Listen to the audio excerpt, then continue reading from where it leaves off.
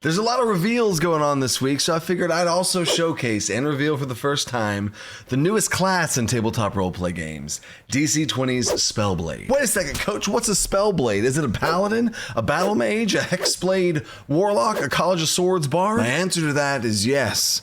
And so much more. So I'm going to show you guys what the Spellblade is, where they get their powers from, what mechanics they get at levels 1 and 2, and then at the end some big picture reasons on why I think the Spellblade is the best answer for this type of hybrid class where magic meets martial. Because ultimately I don't think a Paladin should be a class, I think a Spellblade should be a class and then a subclass be Paladin. I've talked about this before about how the Paladin's so specific already about their class fantasy of an aura, being touch, lay on hands, a holy, an oath of a devotion of some kind. That is very specific, kind of like a Hexblade Warlock who makes a deal with someone and they have some sort of weapon they can summon into their hand. That is a subclass. So the Spellblade in the biggest picture possible is a character with martial prowess with weapons and knowing how to use them, who can also take some magic and imbue that into their weapons. So now let's break it all down and get into the Spellblade. Time out, because first, if you didn't know, the Kickstarter for DC20 ends today at the time of making this video. I'm also going to be doing a farewell send-off to the campaign. The close of the campaign is tonight, 11 p.m. Central Standard Time.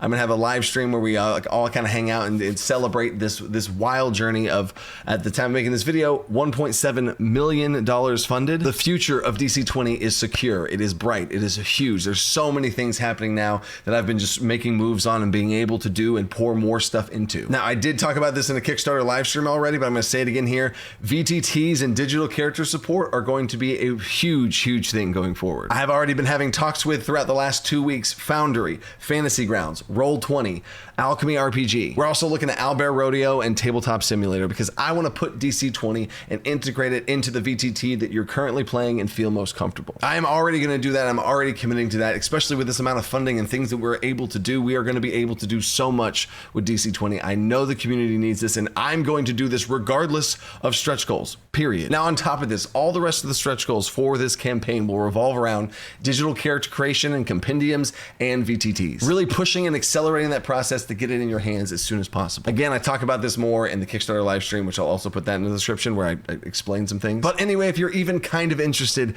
in DC20, this Kickstarter is the most bang for your buck value. There's so many free PDFs you get just for backing, even at the entry level. I just want to give as much value to these backers that have absolutely changed the game for DC20. And Spellblade, speaking of, is going to be in the 0.8 beta, and the 0.8 beta goes out to all Kickstarter backers about 5 days after the campaign closes, which is when I get all my tools that I can send stuff out with. So with all that craziness out of the way, let's get into the Spellblade. So first up is lore of the Spellblade, of where they come from. Where does their magic come from? And then we're going to get into the mechanics, which is what everybody wants to see. But I want a Spellblade in DC20. There are 6 martial classes, 6 spellcaster classes, and 1 hybrid in the middle as far as the core rules. Now, there are 7 other classes in the game. There's 20 classes in DC20, but that's for later. So where does the Spellblade's magic come from? If you look at the core 6 classes in the game of Wizard, Sorcerer, Warlock, Cleric, Druid, and Bard, each of those classes have magic that comes from somewhere, whether it be studying, inborn inside of your blood, a pact with a deity, a relationship with a deity, from the nature itself or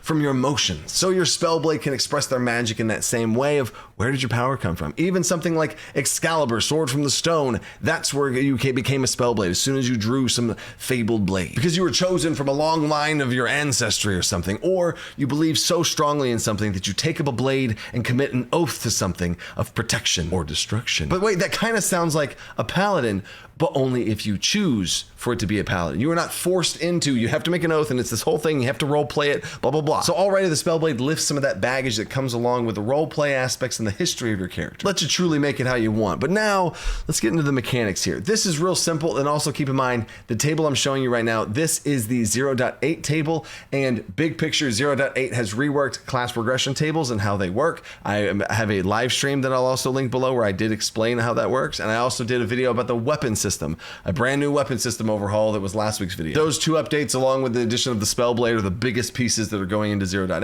and a whole bunch more to come in 0.9. But, so this table might look a little different if you're used to 0.7, But anyway, you get your starting equipment, no big deal there. So Spellblades get 2 different masteries. They get a martial mastery and a spellcasting mastery, of course. They get a little bit of maneuvers, a little bit of cantrips, all that stuff. But if you notice in the table, it's not as many as what a full version would get. So full spellcasters get 6 mana starting off with.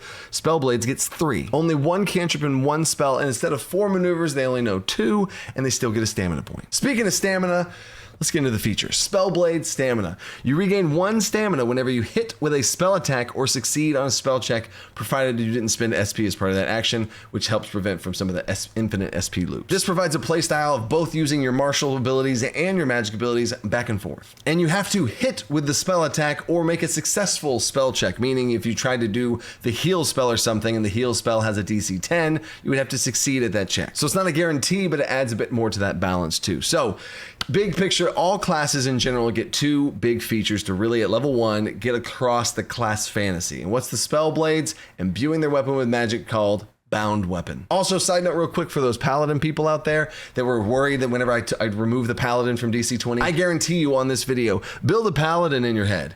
You have more options to build a Paladin. You can build an offensive Paladin, a defensive Paladin, a spell Paladin. You're going to be covered, and speaking of smites and stuff, here's the feature. Bound Weapon is during a quick rest, you bond with a weapon, which means you can change this weapon for something different, or a magic weapon you find, or a bow, whatever you want. You choose an elemental or mystical damage type, and this now becomes your bound damage. I didn't want Spellblades to be able to just like flicker their blade from like ice to cold to fire to light to dark and all this other kind of stuff, right? I wanted to be able to have this be a weapon that's a bit more iconic for them, and if they want to be a flaming sword, or if you're in Paladin vibes, a radiant blade. Either way, you can use this blade to emit light of whatever kind. Maybe it's a green sickly blade of poison and it emits a green light everywhere. But the biggest thing is smite. When you make a martial attack with this weapon, you can spend 1 or more stamina points to deal +1 bound damage. Now this damage increases to 2 if it's with a melee weapon, balancing out some melee and range stuff. And ultimately, a little sneak peek into here is where there was a debate whenever making the Spellblade of if they should even be able to use it with ranged weapons. It's called a Spellblade. It should be melee weapons, and originally it was,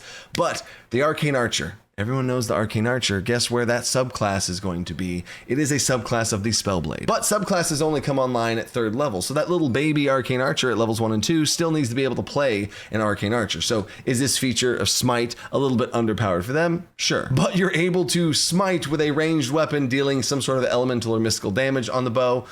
Super sick. And the newest edition of Recall allows the Spellblade to outreach their hand and call their weapon back to them. Is Captain America a Spellblade? But keep in mind, when compared to the Warlock, who they have a Pact of the Blade feature that they can choose at 1st level as well, they are completely putting their weapon into a pocket dimension. They can summon it from anywhere on the same plane of existence into their hand, like a summon teleport type situation. This is not that. It flies across the battlefield to you. Important distinction that can add some interesting stuff here too, but this also allows Spellblades to be able to do a throwing weapon Spellblade. We can throw a dagger, hit the pull it back to the hand. Super sick. Second feature now is my favorite feature for the Spellblade, is Spellblade Disciplines. I want you to think about this like if you're familiar with fighting styles, the old fighting styles of D&D 5th edition, where you have a bunch of different options of a different style of way to play this character. This perfectly fits the Spellblade because you get to pick 2 of the following lists. Because man, oh man, can a Spellblade really be able to hit a ton of different things. And I would love to see what combination that y'all have. I really love these type of build things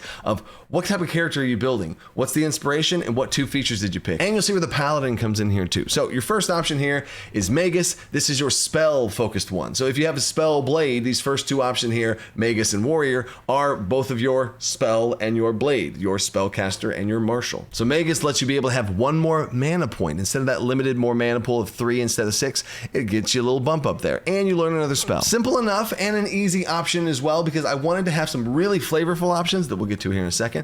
And I also did want to have a little more spells and a little more martial. And speaking of that, the Warrior allows you to be able to take heavy armor and heavy shields, which upgrades your durability in that way. And you learn 2 more maneuvers. Now for the rest of the more flavorful options, I'm not going to read them off line by line. You can pause the screen and check it out there. But this is the big picture. Acolyte is your healing person, which you could absolutely do Paladin there, or you could actually take it a step further and make it a battle cleric or something. This lets you have some sort of healing abilities. And then the opposite of that is Hex Warrior, which feels a little more like Hex Blade. But again, the Warlock Pact of the Blade feature is going to be something that it absolutely has, and they will be distinguished, and I'm not going to step on each other's toes. You are able to hex a target and choose one of 3 different options to be able to curse them with. Then to combat magic, we have Spell Breaker, which lets you be able to initiate spell duels with your weapon. You do not have to spend mana on this. You're a Spellblade. You take your blade and you slice the magic out of the air. Fireballs coming in at an ally, you step in front of them and slice it literally in half. It's super epic. Still takes action points. It's still balanced in that way, but it's just super epic for the Spellblade to be able to do this if you choose to. Spell Warder lets you be able to block and interact with elemental and mystical damage in this type of way, and you gain a temporary reward. And then my favorite one is Blink Blade. Once per turn, when you make an attack, you can choose to teleport a space either before or after making the attack, which is awesome in so many ways. Nightcrawler, anybody? Come on. I feel like Nightcrawler would instantly just be Blink Blade plus Warrior with all of the abilities you can do with his 2 swords and stuff. Get out of here. I would love to hear all the combinations and maybe class character inspirations of what y'all are thinking about here. But then on to level 2. Again, I will show you the full ability here, but basically Spell Strike allows you to cast a spell through your blade. A couple of interesting benefits or restrictions here is the spell's range and your weapon's range. It just takes the lesser of whichever those 2 are. So you can cast Fireball through your melee weapon and slash them with a huge explosion. Or in a really interesting way, you could cast Dominate Person through your blade, slashing them, and then your magic sinks in and takes over their mind. Or even if you had some sort of death touch spell where if you touch a target and they have all this umbral damage that they take, and then you can use it with your blade because also you deal extra damage because of the blade on top of as basically as bonus damage. But you can't just spam this thing all the time. But I did see a question from some patrons who had some confusion because patrons at certain tiers and different reward tiers on Patreon, they get early access to this stuff. So those patrons have had access to the Spellblade for a little bit and saw that an earlier version of the Spellblade that's been tweaked and refined since then. If you have a ranged weapon that has a range of like 15 spaces or something, and you try to cast a touch spell,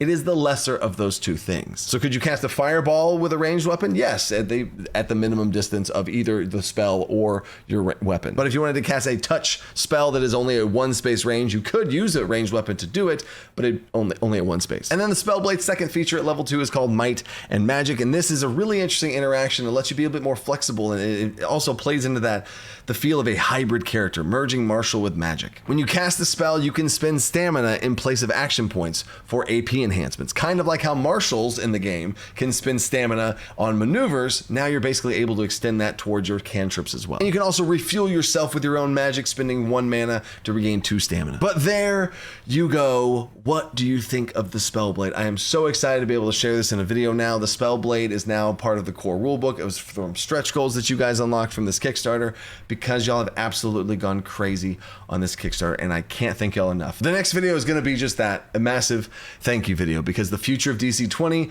if y'all don't know, at some point almost did not make it through the finish line. I almost had to cancel 2 different times this project of DC20, but that is never going to happen now. We are absolutely huge, bright future, and that is thanks to you guys and the support and love that y'all have given DC20. Whew, so thank you, and I'm going to save all my tears for that video because I am still so excited about the closing of this Kickstarter. We have today's the last day. Check it out. And if you are watching this video later, you still can go down and there's some late pledge options, and there's going to be some stuff available on my website afterwards. So still go check that out if any of this sounds interesting to you. Thank you guys so much, and until the next time, stay creative, think outside the box.